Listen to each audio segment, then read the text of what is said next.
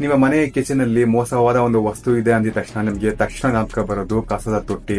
ಆದ್ರೆ ಅದಕ್ಕಿಂತ ದೊಡ್ಡದಾದ ಒಂದು ಸೈಲೆಂಟ್ ಕಿಲ್ಲರ್ ಇದೆ. ಆ ಸೈಲೆಂಟ್ ಕಿಲ್ಲರ್ ಯಾರು ಗೊತ್ತಾ?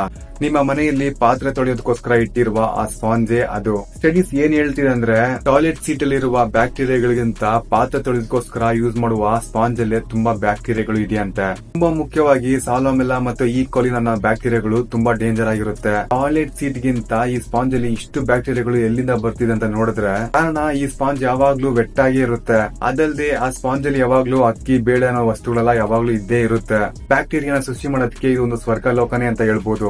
ಈ ರೀತಿ ಸ್ಪಾಂಜ್ ನ ನೀವು ಪಾತ್ರೆ ತೊಳೆದಕ್ಕೋಸ್ಕರ ಯೂಸ್ ಮಾಡ್ತಿದ್ರೆ ಅದರಿಂದ ಬ್ಯಾಕ್ಟೀರಿಯಾಗಳು ತುಂಬಾ ಹೊಟ್ಟೆ ಒಳಗಡೆ ಹೋಗಕ್ಕೆ ತುಂಬಾ ಚಾನ್ಸಸ್ ಇದೆ. ಇದರಿಂದ ಮೈ ಹುಷಾರಿಲ್ಲದೆ ಕೂಡ ಹೋಗ್ಬೋದು. ಇದರಿಂದ ನೀವು ತಪ್ಪಿಸ್ಕೊಳ್ಬೇಕಾದ್ರೆ ಪಾತ್ರೆ ತೊಳೆದ ತಕ್ಷಣ ಆ ಸ್ಪಾಂಜ್ ನ ನೀವು ಬಿಸಿಲಲ್ಲಿ ಒಣಗಿಸಬೇಕಾಗುತ್ತೆ. ಈ ಸ್ಪಾಂಜ್ ನ 2 ಇಲ್ಲ 3 ವಾರದ ಮೇಲೆ ಇದನ್ನ ಯೂಸ್ ಮಾಡಲೇಬಾರದು. ಈ ವಿಡಿಯೋ ನನ್ನ ಫ್ರೆಂಡ್ಸ್ ಅಂಡ್ ಫ್ಯಾಮಿಲಿ ಎಲ್ರಿಗೂ ಶೇರ್ ಮಾಡಿ ಅವರು ತಿಳ್ಕೊಳ್ಳಿ.